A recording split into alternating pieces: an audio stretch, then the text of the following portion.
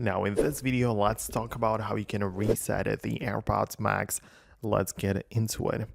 So if you would like to reset them, you can press and hold the digital crown, which is basically the rotating button on the side of the AirPods, and also the noise control button, which is like the longer button.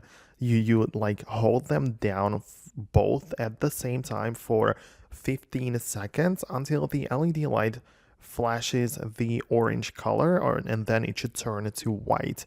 And generally speaking, when there is a white light on your AirPods Max or any kind of AirPods, it means that they are in the connecting mode. So it is kind of like resetting the connection.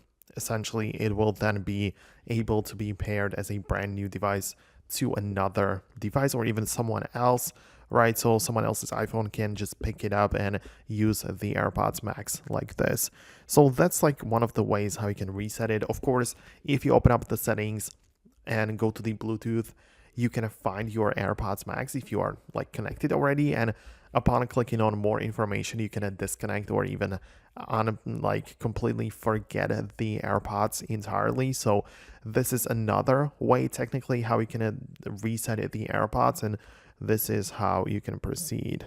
You then also have the ability to open up Find My and then locate your AirPods Max. And if you scroll down below, you're going to be able to find that there is the ability to remove this device entirely.